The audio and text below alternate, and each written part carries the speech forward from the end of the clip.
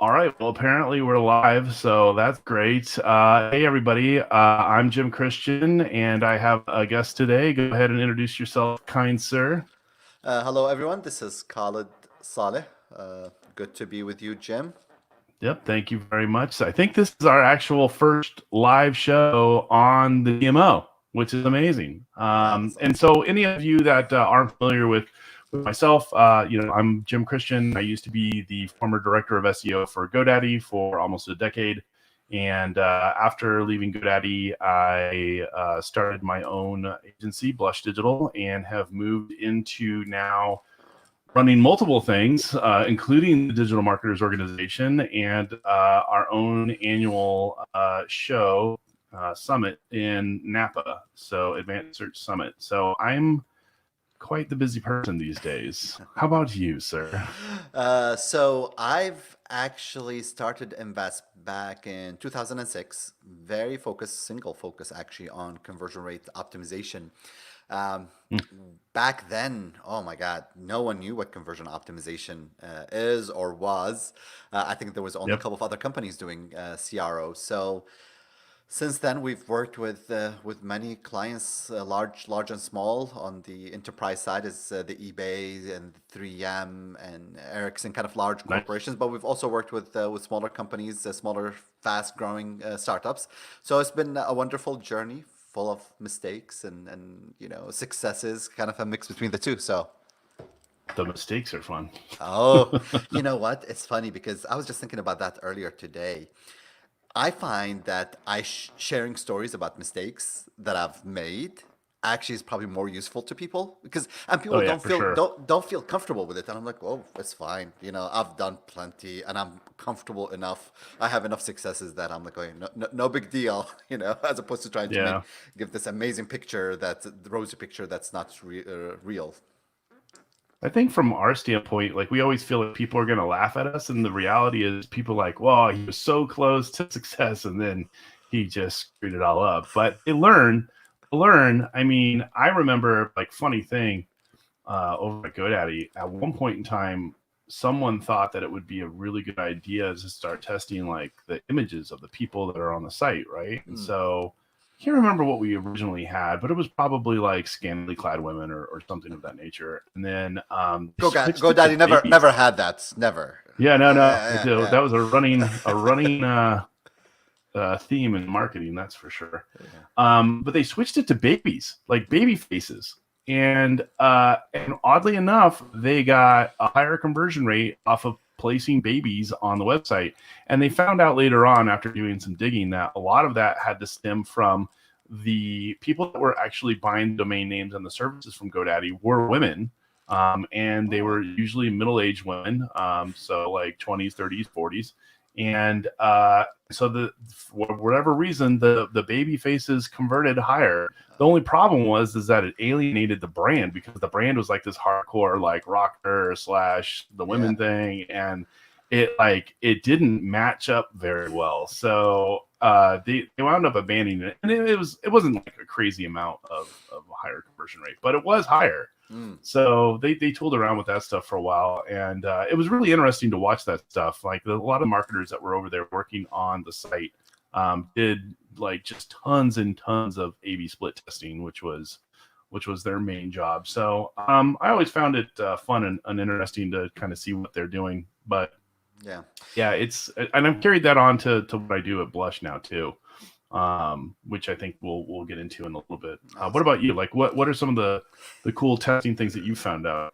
So let me tell you. I'll go back since you've shared like kind of the baby pictures. I always share the story. So one of the early clients that signed up with us back in 2009 was O'Reilly, the book publisher, with the animal Yep. covers and all that. And they hired us. They liked the work that we did, and they have a Right. ton of traffic. So like, we're like, oh my God, we can get really wild. And I remember we were running a test on their product pages. Now, typically what we say is for about each 100, 200 conversions, you can introduce a new variation. Well, those Hmm. guys, I mean, you're talking about the 100,000 conversions a month, so you can get really wild with the number of variations. So we're like, okay, we'll go ahead and Right. test 100 different variations against the control, against their original design. why not? And I remember at that point in time, there was no A/B testing software that can handle that many variations. It's fine. We work Mm. with one of the vendors. It takes like I think a month and a half to launch the test. And we're so proud because we had about 25 different winning variations against the control. And we're like, oh my God, this is exciting.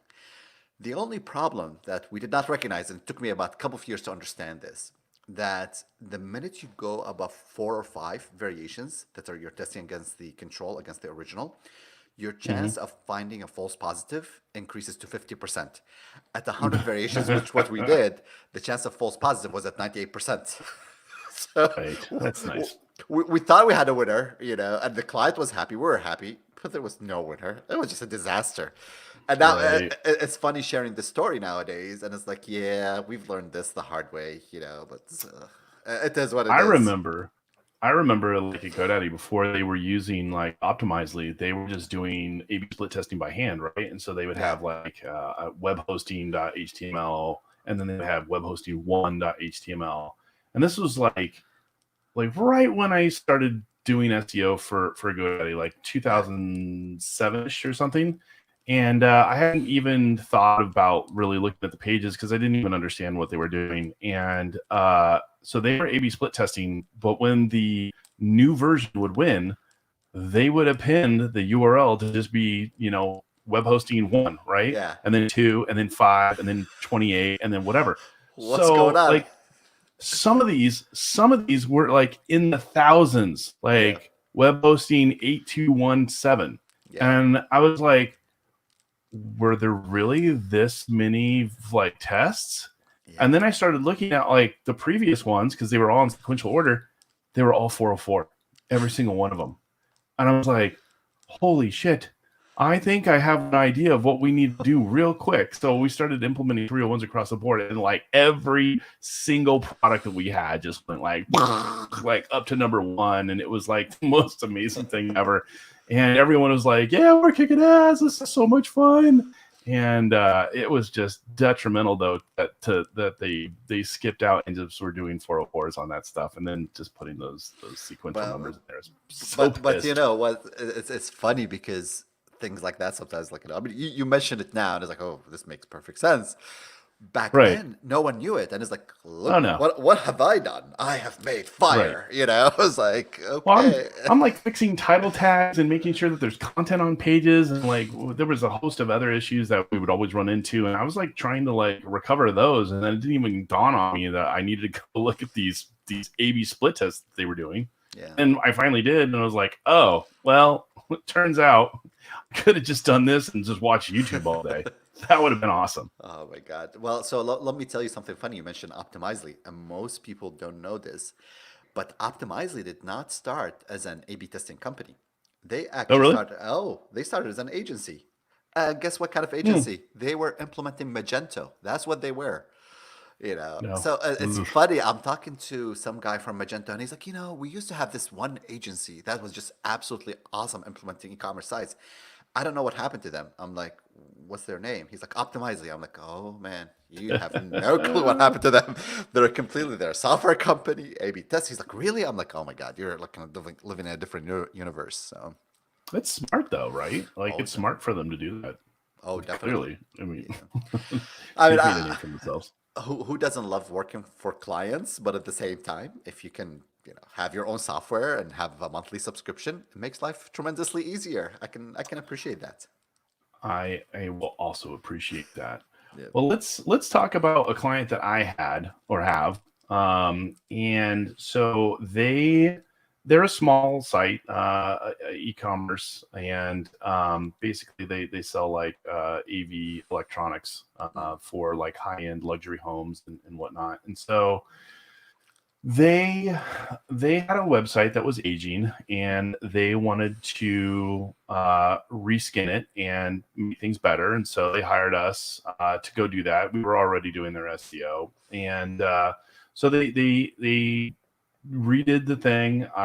They picked out the website. We reskinned it for them. No big deal. And the person who was running the marketing team, she's like, "Hey, I want to take this and I want to make all of the buttons blue. Mm. And I'm like, and then the back of my mind is just like itching. And it's like, no, don't do it. And it was always like this thing at GoDaddy where it's like, dude, the button needs to be big and it needs to be red, or some iteration of red. And so I was like, I don't think you should do that. I mean, it might look good, but it's not going to perform at all. And she's like, well, let's just try it and we'll see what happens, right? So I was like, all right, we'll test it. I don't mind. I'm like, do you want me to do like a legit test? Like, we can figure out what's happening by just looking at this button change and looking at the rest of the site. She's like, sure, that sounds fine. Like, she wasn't really like into it necessarily, but she's like, sure, go ahead and do it. And so we did. And so we did like some biweekly testing on the button color, and we watched all of the different conversion rates for all of the different goals. And then we also watched the call volume, thinking that like, okay, well, maybe if the button's blue and it blends in with the rest of the site, they'll just wind up calling because they can't find the button. So we wanted to make sure that we looked at that stuff too. And so I plotted all of it, and I have it ready for us to look at, which will be interesting. So the original button, let's see if I can bring this up. Oh, look, there's my mouse. That's nice. So the original button was some sort of orange. I don't really remember. And so we were able to say, okay, well, the original conversion rate was, 3.68%. And so after we got that data, this is all the data. Whoa. This is all the data that it's still going to do it.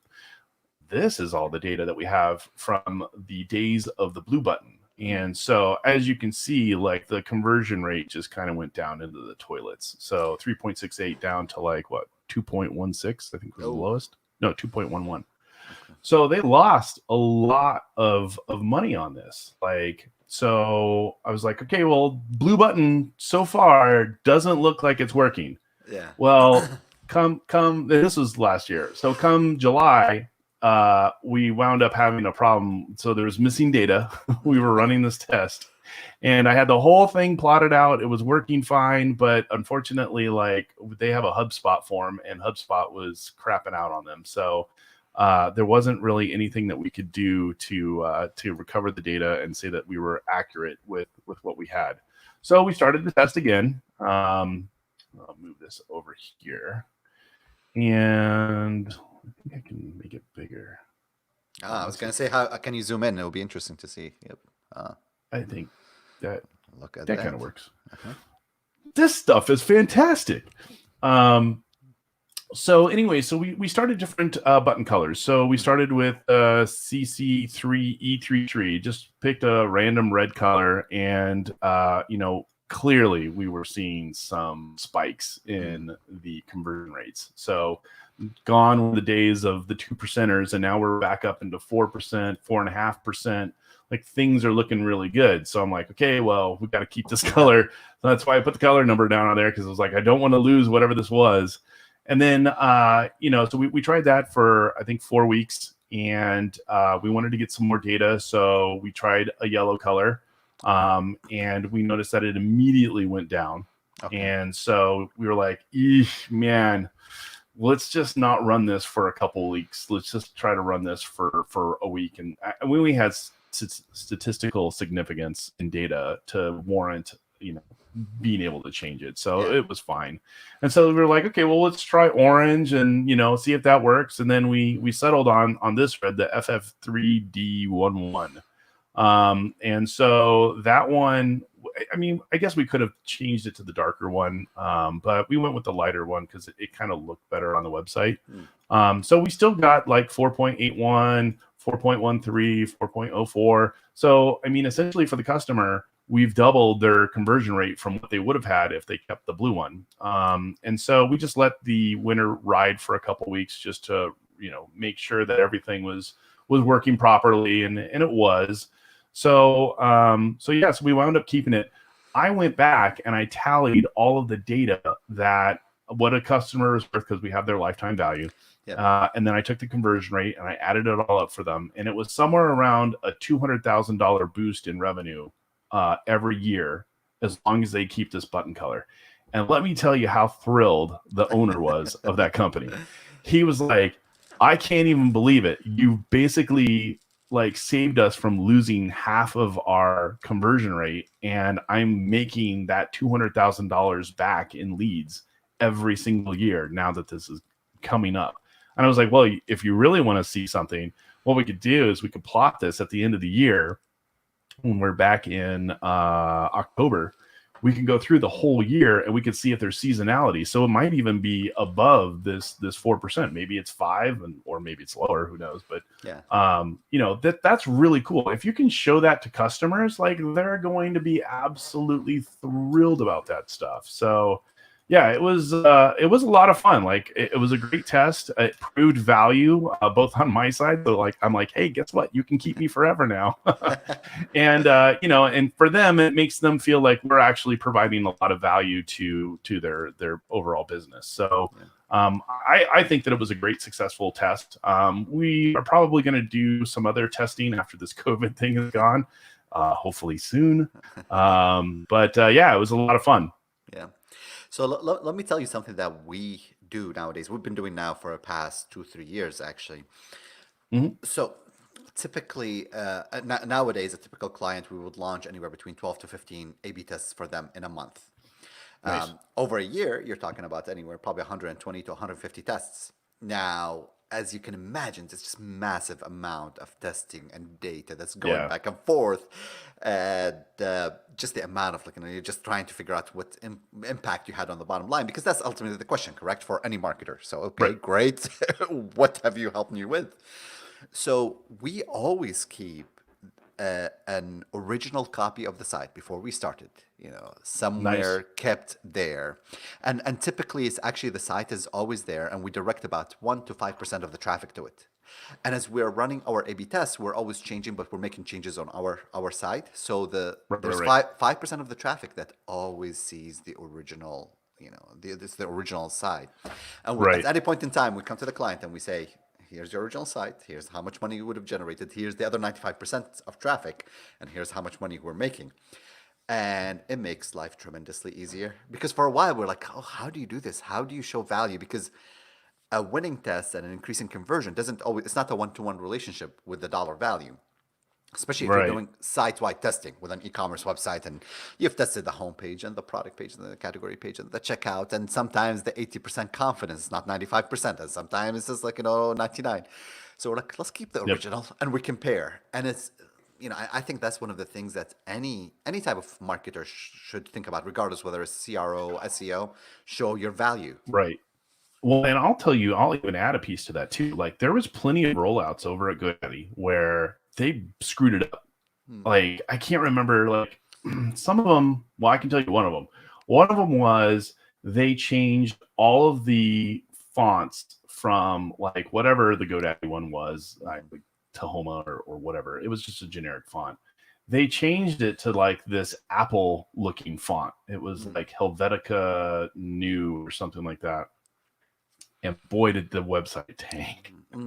Like it bombed real bad. And they went from that to like this chunky, fat, bold font from hell. Like it was just like in your face fat font. And I mean it did okay. It wasn't like crazy bad, but the thing is that when they rolled out that Helvetica new one to make it look kind of like Apple, they couldn't roll it back. They didn't have that copy because, and in their defense, right, too, like the other thing is that GoDaddy was built on a home-based platform. Like it was all in-house. There wasn't anything that they could realistically change. So this drive that they had with all of these developers to like create a brand new site, there was just an impossibility to roll it backwards. So it was always like moving forward.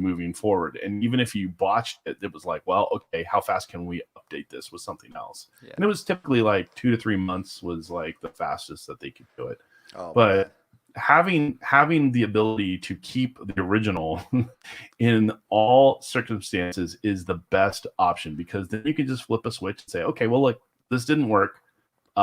We can just keep it the way that it is and let's go test something else. Right. Yeah. And that's rough for some people because they just don't make that ability available. So So it's sort of interesting. So we have well, I can mention their name now. Z Gallery is a they're a large 600, $700 million company, Hmm. furniture retailer.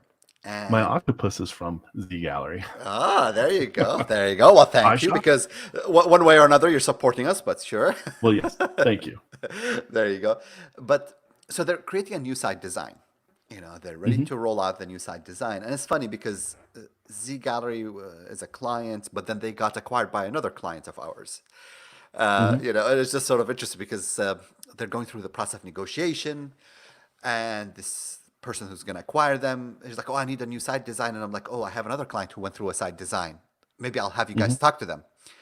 And he's like, it's okay, I don't need to talk to them. I'm like, I probably should get you to talk to my other client. It turns out I was this guy who was, I was telling, he actually works for my other client. So that's the reason he didn't want to talk to himself. He's like, Oh. he's like, yeah, I already know. Well, so long story short, they create this new site design. And I'm like, okay, well, you have your new site design. However, in our experience, lots of times when you roll out a new site design, you see you see a drop in conversions. And they're like, no. I'm like, yeah, I mean, let's test it. Let's test the new site design versus the old site design.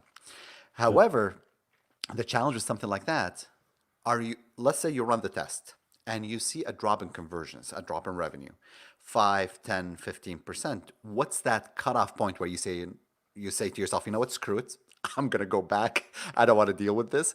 Because sometimes it's Yep. more of a business decision, correct? We've already invested so much time building this new site, and we just gotta write it out. Or do we say 10% is the cutoff and no, we cannot handle anything worse than that? So they were not convinced actually, and they're like, "No, we're going to increase conversions." They roll out the new site, and oops, there's a drop in conversion. They're like, we're scrambling to figure out, okay, how do we actually go back to the old site design? So you always got to be careful, correct? Right. Because what you think is going to succeed, visitors have a completely different opinion. And I always tell people, I'm like, I've done conversion optimization long enough to be humbled so many times by visitors that I'm like, I trust them. They make the final Oh, judgments.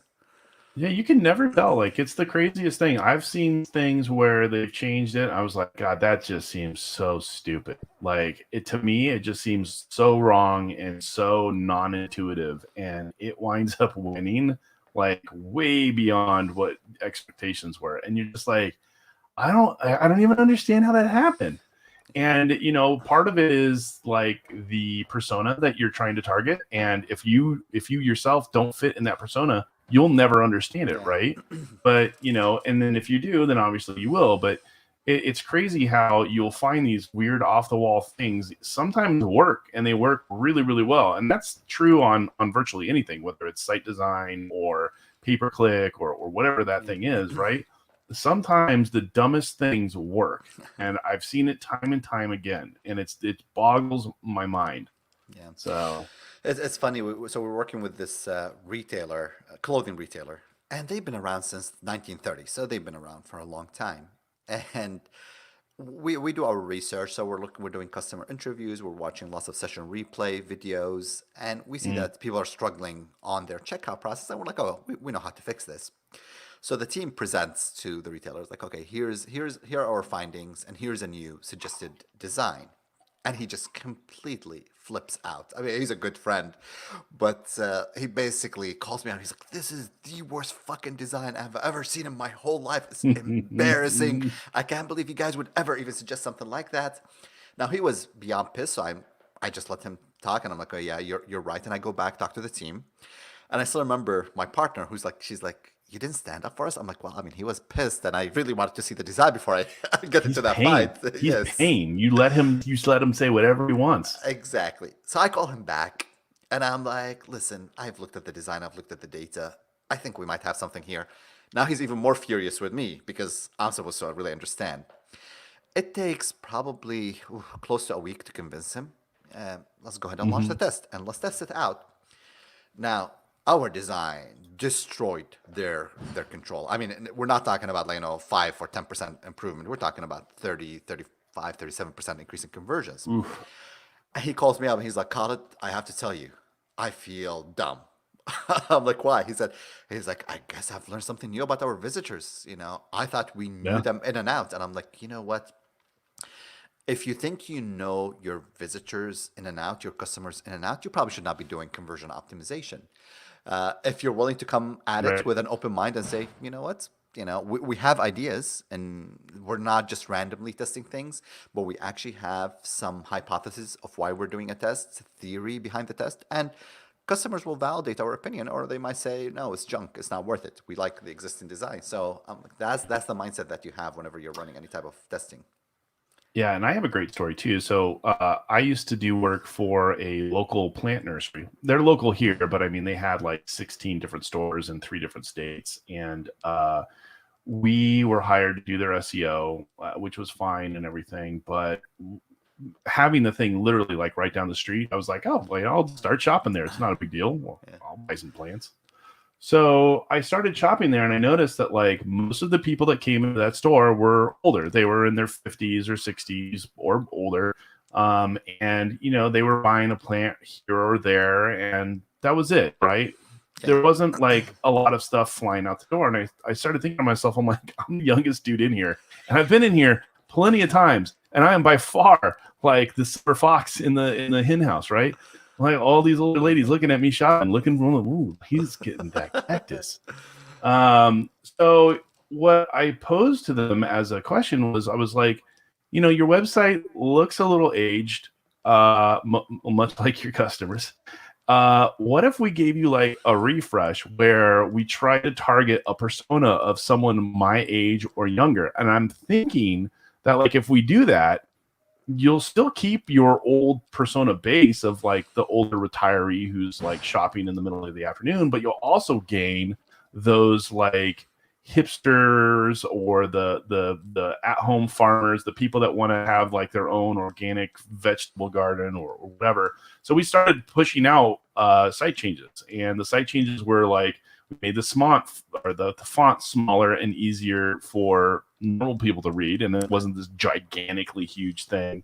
And we updated some of the things on the website, the attributes like images and backgrounds and all that stuff to be a little bit fresher, kind of like the background for this video, right? So geometrics and stuff like that. So we wound up going back to the store, I don't know, probably a month after, maybe a little bit longer, 2 months. And the difference was night and day with who was in that store. Now, granted, we can't really tell online who the persona is because online they didn't sell anything, right? Like it was just like a brochure. Here, we sell these plants. Come visit us. And so, but it was interesting, like the night and day difference between the people that were in the store was completely wild. Like you had people that were my age and younger, and they were buying more stuff. And so we wound up knowing from them, like, hey, we had our biggest season ever in the spring, and we don't know the reason why. And I was like, look who's coming into your stores now. I guarantee you it's a much younger crowd. And they started watching it, and sure enough, they were like, you're right. Like we're getting younger people coming in and buying our plants. And I was like, it's because you were targeting this other demographic, whether you knew it or not, right? And they probably didn't because they're not super technology geeks, but sophisticated about it. they just didn't know. And so I was like, the things that you guys need to do is you need to start gathering data, like who's coming into your store, why are they buying, what are they buying, like what is the focus, and then go expand those sections inside your store. Like, they have this massive area for like cactus, and they have this tiny little area for like fruit and vegetable trees and stuff like that. And I was like, why don't you take this one store that's over by my house? Why don't you expand that by double the size and then shrink this other cactus section and watch what happens? And they still sold out of all the product. Wow. And I was like, this is some of the things that you guys need to start watching. I'm like, I'll watch it if you want to pay me for it. I'll sit in the store all day and I'll just set up a desk and whatever. Of course, not in summertime because it's hot as hell. But I was like, all right, well, let's see what happens. So they wound up doing that. They didn't hire me, but they hired someone else to just sit and watch to see who was coming in the store and what kind of stuff they were buying. And now they're doing really, really well. And they're starting to watch their customers more. So I fully agree that there's value in that, and trying to figure out who the persona is that you want to target, and using CRO tactics to help that out. So I'll mention, since you're talking about the watching customers. So I have a friend, a good friend out of Detroit, Bob Mesta. Bob is an Shout out to Bob. Oh my God, an absolutely amazing guy. And I mean, he's always on the business Harvard Review. Like, they mention his case studies all the time. So Hmm. he gets hired by McDonald's to figure out how they can increase the sales of milkshakes. It's like milkshakes. Okay, so how do you increase the sales? So basically, Bob and his partner, they interview hundreds of customers, asking them, well, how can we improve milkshakes? And people tell them, oh, Hmm. we need different consistency, different flavors, different this, different that. And whatever they implemented, basically, it did not help sales. Like, it just remained flat. So him and his business partner, they camp out at McDonald's for a month, watching people come and buy milkshakes. But and Right. it's amazing because he says, you know what? He's like, we discovered that there's two types of milkshake buyers. There's the morning milkshake buyer that comes in between 9 a.m. and 11 a.m. and buys a milkshake. Bro. And it's like, they interview those people. They're like, well, I could be having a That's like donut. That's like the morning cigarette. I gotta get my Ah, smoke. I gotta get my morning smoke. Or you're like, I gotta get my morning milkshake, bitch. there you go. It's like you don't want to feel embarrassed about the milk, like eating like a donut. So it's a milkshake, and no one knows what you're exactly drinking, and you want something to last for a couple of hours. Yeah. And then you also, so it's like that's one group. And then you have the afternoon milkshake buyers, which is basically the mom and dad who've been telling their kids no, no, no throughout the day. And now they Mm, walk in to buy a Happy Meal. And they look at the kid and it's like, here, you can have a milkshake. Two completely different groups that are coming to yeah. buy milkshakes. And then the minute they figure that out, they're like, oh, well, guess what? For the afternoon milkshake buyer, what do we need to give them? For that parent, what kind of marketing, what kind of ads actually that we need to be displaying? And what kind of ads do we display in the morning? So Right. figure out your product, figure out the way and he has a whole framework around this, the jobs to be done framework. Your product or service is getting hired to do a job. If you can figure out this job, it is so extremely powerful because then you just make life easier for people, to do the job. Yep. And like you mentioned, with the place that sells the plants, lots of times people don't think about the brand, correct? It's like, oh, well, we're going Yep. to change. No, you're sending a message to people. You're telling them by having cactuses, you're attracting a certain kind of customer. Yeah. And you They're want to gonna think get about used to that. it. Exactly, They're exactly. gonna they're gonna know if they go to that store that you have the most cactus, and those are the people that you're going to attract, and they're only going to come buy those cactus. And you're going to think, wow, you know what? I'm selling a lot of cactus. I need to get more cactus. And then you buy more cactus, and they're like, wow, that's still selling. Well, we're so good. But meanwhile, you're missing like 3 times the revenue because you don't have like fruits and vegetables There you go. or a Yeah. very small section of it, right? Like it's crazy how you get stuck in that. And I've said this so many times in so many different ways to so many different people, which is everyone gets stuck in a rut. No matter Always. what, someone will always get stuck in a rut. They're comfortable. You know what? This is working. Why do I need to do anything else? And it's like, well, yeah, but there's like 15 other hills. Have you go look to see what's on the other side of them? No, I'm good. I'm Yeah. just sitting here chilling out, in my little valley, and it's fine. And that complacency is a real problem. And unless you have like a large enterprise brand, very rarely will you find someone who wants to invest in doing like CRO services or optimizing for a specific persona. They won't do it, Yeah. and it's just because it's just too much work. I don't want to do it, and even like with us with the DMO and with our advanced search summit, we're always looking to see like what kind of topics can we bring into the summit. Who are we trying to target? Where are they located at? Like how can we reach these people? What are these things that we can do as marketers to try to attach ourselves to those people? And you could say that even this isn't an SEO talk, right? We're Yeah. talking about CRO. And who knows how many people, either they know it or they don't know it, are actually doing CRO services all the time without even realizing it. Or even worse, they're not doing it and they wind up putting that blue button on their site There you and go. it winds up tanking everything. And they're just like, man, I need to go get more rankings. Yeah. Or you could just change the color, like a color of a button. That's all you got to do. What would you rather do? Go build 2,000 links organically, or would you rather change this button from blue to red? And it's like, it's crazy how many people will go build those 2,000 links. every single time.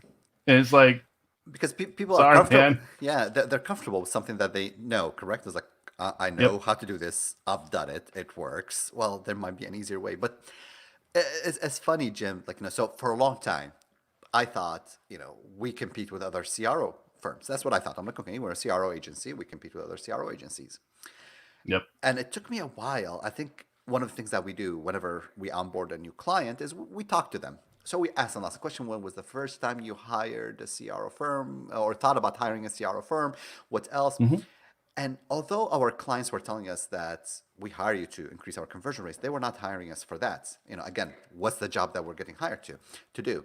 We were hired to actually increase revenue, correct? As a Right. marketing agency. So I remember we were pitching this VP of marketing at a company, and they're large. He spends about $100 million on marketing, so huge budget. And I'm trying to convince him. I'm like, okay, I mean, surely we can come and help you. He spends out of 100 million, he spends about 80 million on sending catalogs in the mail, Ugh. regular mail. And I'm sitting there and I'm like, and mind you, it's an online company, strictly online, by the way. And I'm sitting there, I'm like, okay, so you're sending catalogs for people to log into your site and actually order from. You don't even have a brick and mortar stores. And he's Yep. like, and they're widely successful. And he looks at me, he says, Khalid, listen, I'm looking at 10 different proposals on how to increase our revenue by 10, 15% in the next couple of quarters. You guys are one of the proposals, but I could be also hiring somebody to do the translation, internationalization of our sites. We can run Hmm. some more Facebook ads. And I'm sitting there, I'm like, what? That's what I'm competing with? Like, an offline agency that's going to do a new mailer to them? But in the mind Yeah. of the VP of marketing, it made perfect sense. And I'm like, okay, well, okay, so it's a completely different competition that we want to think about. Yeah. Look at this comment from Steve Weedman. So he's saying that Skechers was using beacons for a while in order to get their shopper behavior and try to fix Yeah. the online stores. That's really, really interesting. I've never tried beacons before. But I know that like some of the data, like you can't collect a lot of it now. Like they've been kind of like neutered a bit. Yeah, I What mean, like, do you have any insight so on that?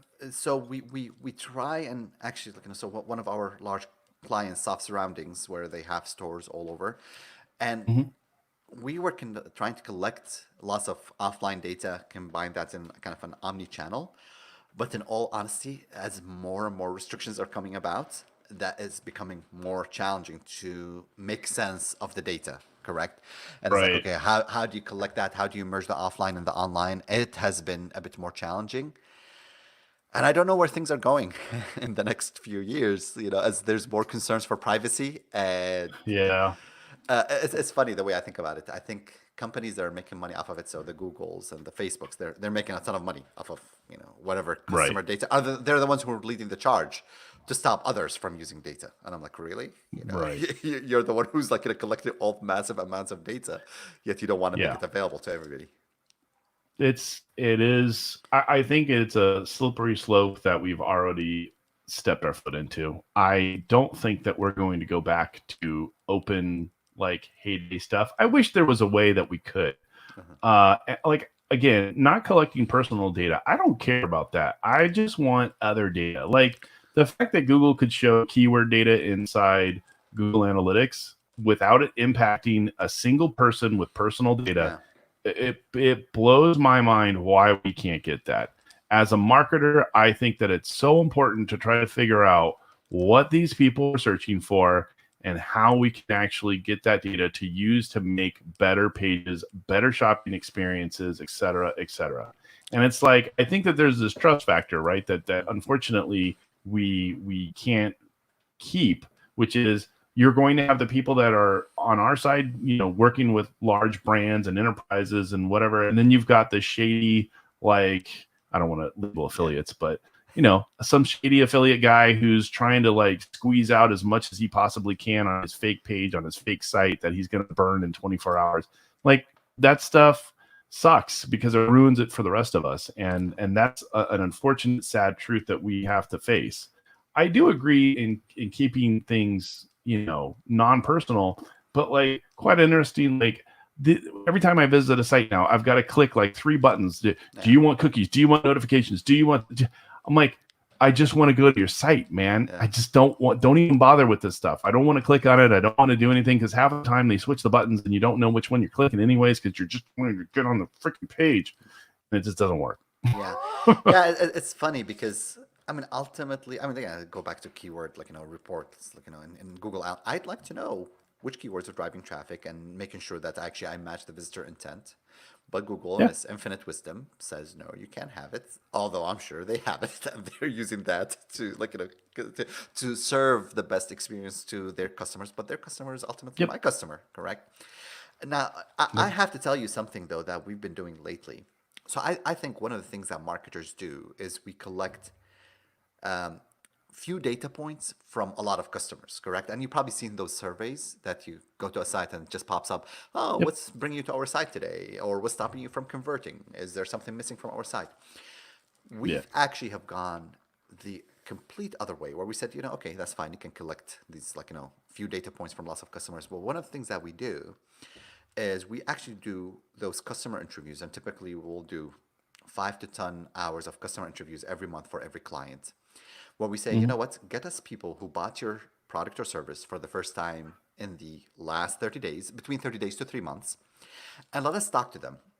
Now, lots of times when marketers do these customer interviews, what they're asking is like, oh, so how was your experience buying my product? How was it on our site? And I'm like, okay, that's fine, but you can do usability testing a lot faster.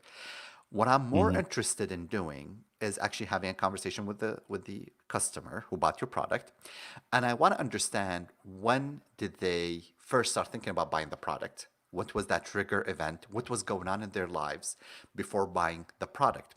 So yesterday I was doing a customer interview, and this lady basically who bought a mixer, $200 mixer, and she's like, yeah, I bought it because I just needed to make better bread for my because we're stuck in COVID.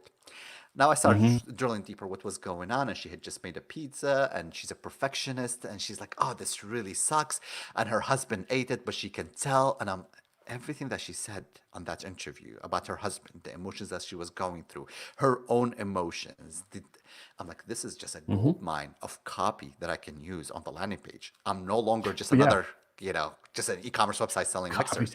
Videos, it's so powerful. How to make the perfect pizza, right? Or whatever you want to put on there. You could put all of that stuff. And I go through that a lot too. So I'll tell you about a recent purchase that I made, right? And I love looking at this stuff when I do it, because from a marketing standpoint, I always like to see my own behaviors and analyze it. As crazy as that sounds, I probably shouldn't mention that. But, so I wanted to go buy that new Mavic Air 2 drone, right? I was like, by the way, I lost my last drone on the rooftop of the Cosmopolitan Hotel. So if anyone sees a red DJI Spark on the ground smashed to pieces, it was probably mine. But I wanted to get this new drone, and it's a big purchase. It's $1,000 or whatever it was. And, and I repetitiously do the same thing. And I've noticed this every single time I buy a big ticket item, and it's a neurosis, I guess, but it also serves to find out like how people react. So the first thing you do is you go to say, I'm going to go to YouTube and I'm going to go look at some reviews. I want to know, I know that DJI sends these things out to these YouTubers like a month or two before they launch it. And so I know that there's going to be these product reviews on these things. So I go over there, I watch all the different YouTubers that are out there, the ones that I'm familiar with, the ones that I'm not familiar with. Some of them have like different aspects of like the drone, like it can avoid stuff, or how fast it flies, or, here's the new, remote. What does that look like? So I go and I review all of that stuff. And then I try to go to the website again. So I'm visiting DJI probably, 2 or 3 times, right, before I make the purchase. I'm also going to other websites to see if I can find it cheaper or if I can get it faster. And so all of those things I'm looking for. Well, if DJI was smart, they would put on their site little seals that they make themselves that say, fastest turnaround, cheapest price, whatever the guarantees are, right? Yeah.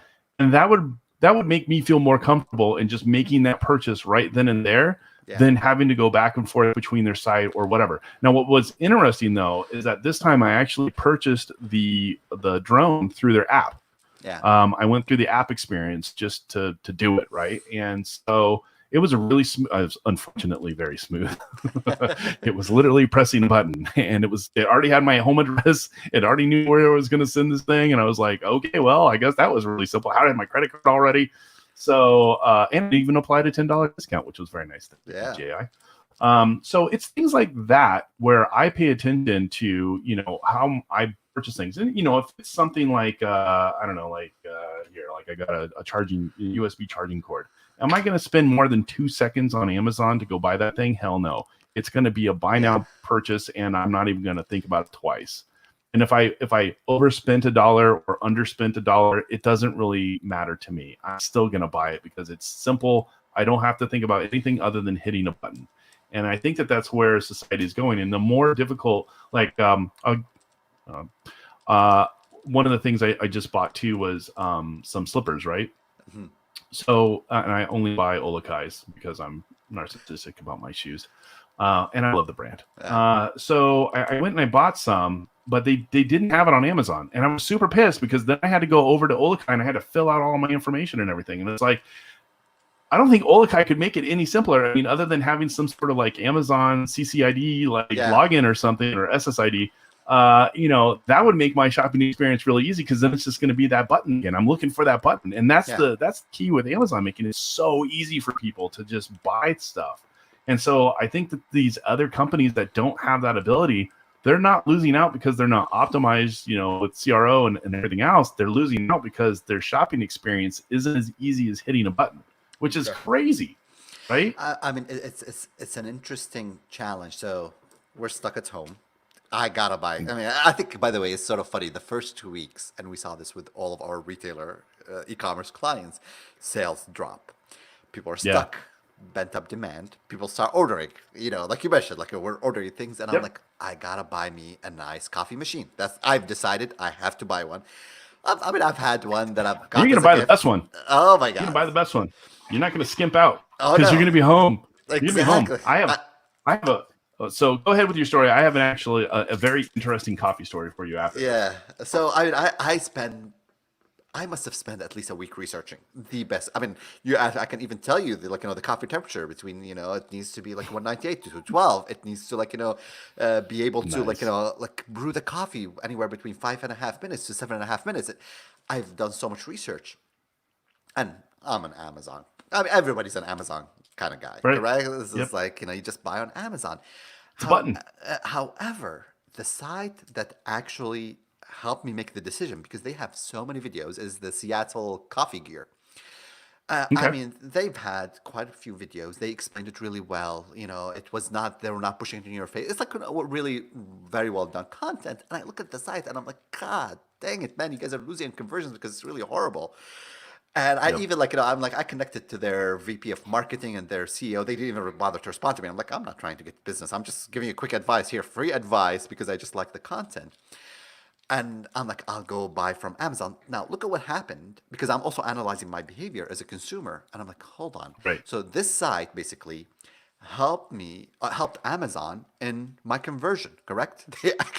They took all this information, they gave it to Amazon. I was like, here's another customer. And I'm like, guys, this is silly. So I actually went back to their site, and I don't do this usually. And I'm like, I will order from you. Although I'm annoyed by the fact that you didn't connect with me on LinkedIn and you didn't respond to me. But I'll spend my $650 with you for a coffee grinder and on the coffee machine. And I think lots of times people do amazing content. Lots of they're trying to help consumers, but you're losing on conversions to a competitor. You're actually contributing to a competing website conversion rate, which is horrendous. Right. And I'll give you a similar story. We'll bypass the coffee one for now. I'll tell you about that later. But so, I buy a lot of equipment to run stuff like this, or to help out with the summits and whatnot. So I've come to purchase a lot of electronics in the last couple of years. And so I used to buy it from Amazon, or I'd go to drive down to Guitar Center or something like that, and I'd go pick up whatever I need, right? And then I found sweetwater.com. Okay. So Sweetwater is very interesting. They have all the stuff that I need. And it's the prices are relative to anything else. There's nothing necessarily spectacular about it, but I will tell you two things that I love the most. Number one, every single order that you buy from sweetwater.com comes with candy inside the box. It comes with bit of honey, which is like my favorite candy, and then like some other stuff that I hand off to my kids. But it always comes with candy every single time. Nice little thing, says thank you, and it has like 5 pieces of candy in it. And you're just like, yes, I'm going to rip this thing open and eat this candy. The second thing is that every single time I place an order, the rep who's assigned to me always either gives me a call and or sends me a text message and says, hey, I know that you just got your stuff a couple days ago. Just wanted to check and make sure that everything arrived nice and neat. Like there wasn't any damage to your products or whatever. And there's been like one time I ordered this fog machine and it came damaged. Like the outside of the thing got dropped, kicked, or who knows what. But the fog machine was damaged. And I was like, hey, look, like this is unfortunately like what happened. It was a heavy box. It was like 60 pounds. I order big fog machines, by the way. And so they sent a box over to me. They had me repack it in a box, and then they took care of it and shipped me another one like the next day. Yeah. So it was that really awesome customer service where now I will go back to them every single time. And like I have these people, customers and others that always ask like, well, okay, well, I'm not Amazon. Like, why is someone going to buy from me? And I'm like, this is the experience that they want in order to keep them as customers. And I'll buy from them every single time. I'll go research whatever it is, and I'll just buy it from Sweetwater.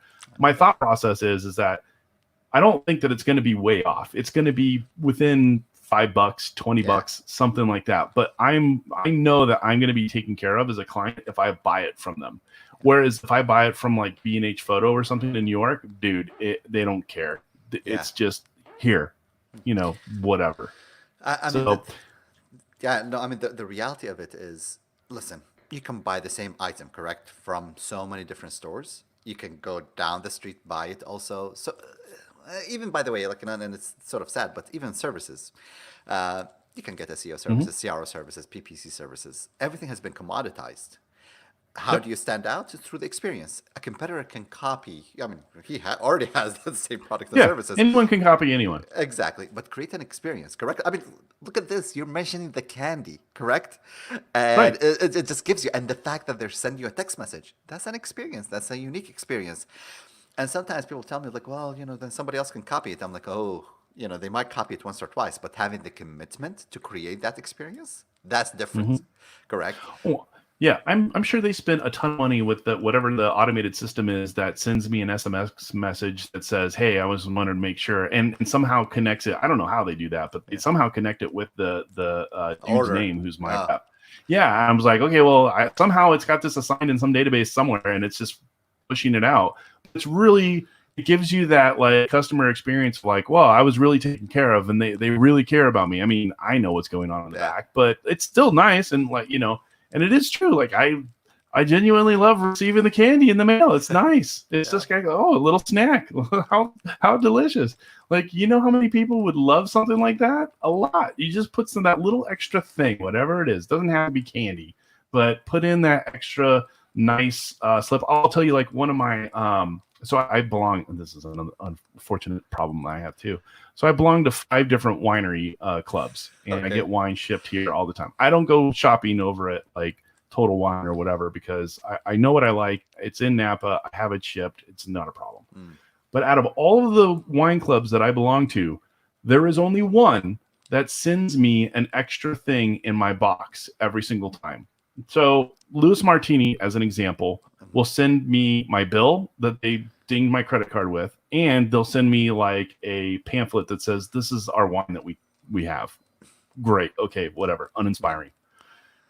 Scott Harvey, a very small husband and wife team, which produce amazing wines. They're at scottharvey.com or scottharveywines.com, one of the two. I don't know. But amazing wines. And they not only send the same stuff that Louis Martini sends, but they also send a little card that comes with the wine that has a recipe that has what this wine would be paired with. And then it has on the other side all of the different stuff about the wine, like the Brix level and the alcohol level and where the grapes were sourced and all that stuff. So if you're a real wine nut and you really want to know about the wine, it's there. Or if you're like, wow, this is awesome, I wonder what this would go with, right? Recipe's right here. Yeah. It's lamb and whatever. Yeah.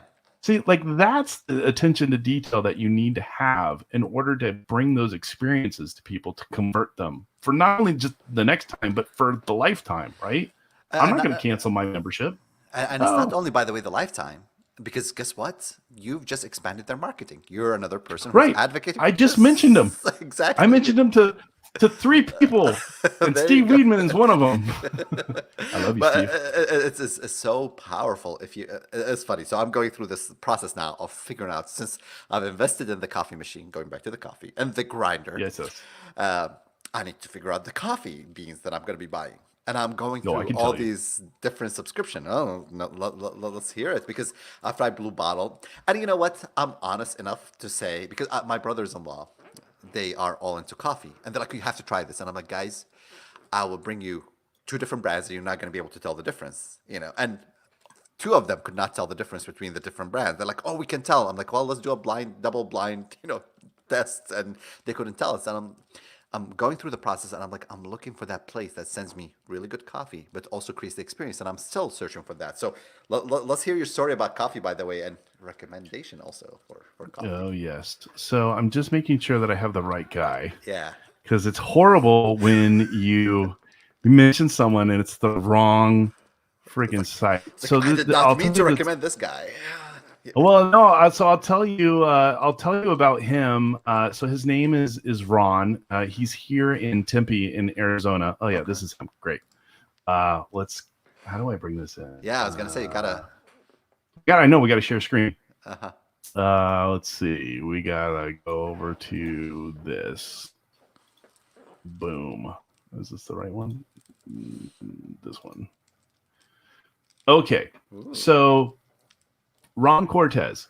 Okay. I will tell you an interesting story about this man. He is a freak when it comes to coffee. Okay. And so I actually at one point in time used to run a online coffee business. Okay. What I did was I noticed that there was a problem when people tried to order pure Hawaiian Kona coffee. Okay. And the problem is that every single time you order it from the farm in Hawaii, it has to go through a 7-day minimum agricultural inspection to make sure that you're not sending anything that's going to infect the mainland of the United States. Okay. It's coffee. Okay. It's burnt to a crisp. There shouldn't be any reason for this, but any organic material that leaves Hawaii has to go through the agricultural inspection. Wow. So it usually delays it about 7 days. So I noticed this and I was like, okay, well, people can get Kona coffee from mainland, like there's no problem, but they can't get it directly from the farm. And the farms haven't figured out to have some either roasting facility or bagging packaging facility here on the mainland to send their product out. It's stupid. But these farms, the farmers aren't farmers. They're not thinking about this stuff when it comes to their sales. And so they just don't know. And so what they do is they typically will sell as much as they can from people visiting the farm, or sell it, at local restaurants or whatever in Hawaii. And then the rest of it, they'll just sell to these huge conglomerates like, a Starbucks or a Dutch Brothers or whatever. And they just sell the bulk beans and then that gets blended in with everything else. Not a big deal. They still wind up selling all of their coffee every year. So for them, it's great. Yeah. Well, I found out that I can have Ron roast my coffee. So I would ship 50-pound green bags over here to Phoenix. I would have him roast it. And then after he was done roasting, I'd have him package, bag it, and ship it out. And the only thing that I was doing is I just had a website that I ranked, and I would send him the invoices for what he needed to pack and ship. And so it worked out beautifully. And then every time an order would come in, it would automatically go through the USPS. It would print out the label for him. All he had to do was just package it. That was it. Nice. And so it was a really good working relationship. And so I would go down to him. And this is why I was at GoDaddy too. I was like, oh, and by the way, I had the business so that I would have a reason to go over to Hawaii every year. So that was really the only reason I wanted it. So Ron is an amazing guy. He sources coffee from all over the place. And he really cares about his product. And so if you wanted to buy coffee, I highly recommend going to his site. He's got, I can't even tell you how many espresso machines he's got in his warehouse, but he tests on all different machines, all like he's got, I think two or three different roasting machines that are in there. And depending on the coffee, and like he's like a master. He's like a scientist of coffee. And so, and he's got stuff from all over the place. He's got flavored, non-flavored, and his stuff is literally roasted within a day or two before he ships it out to you. So like the second that you like open the box, you're like, oh my God, this is coffee. I am ordering from there because I used to go to the Whole Foods and get coffee because they have like all these, and I guess because those are gone now. Exactly. So those that's gone. So now I'm like, okay, I got. They're leaving the 5 pound bags out though. They're like, I was like, was someone going to buy 5 pounds of coffee? And I'm like, maybe it happens every once in a while, but I don't think that there's going to be that many of them. Yeah. But yeah, they shut all of those things down. So it's really hard, but he's got this really hard to find stuff like this. What is this? Tamanya, Colombia, Himalayan, Nepal. He's just got a lot of different, like very unique coffees that you can buy. He's a really cool dude. Super, super nice. And like, if you're going to buy from someone and, you know, support a local business, I mean, he's obviously not local to you, but, you know, he's a brilliant guy when it comes to coffee. So highly recommend if anyone wants to do that. He probably doesn't even remember me. This was like 10 years ago, but you can mention me and he'll be like, oh, I don't know what you're saying. I saw you on a podcast. He'll just shake his head like, yeah. I'll pretend like I remember him, but sure. Yeah. But yeah, I'll check them out. Definitely. Yeah. It's very,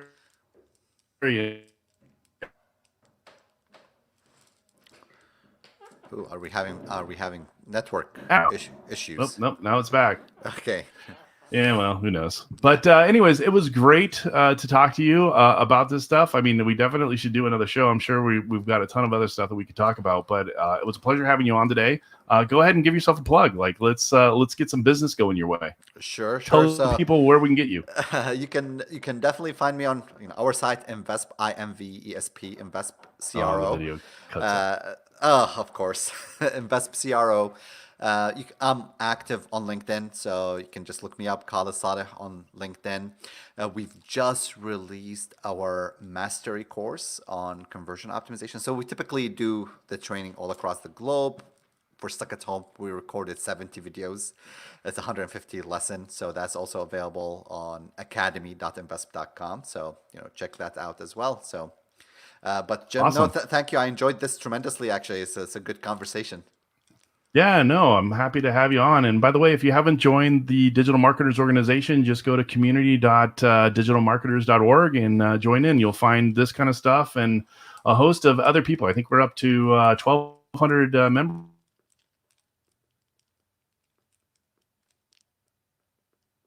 Thank you so much, and we'll see you guys later. Take care.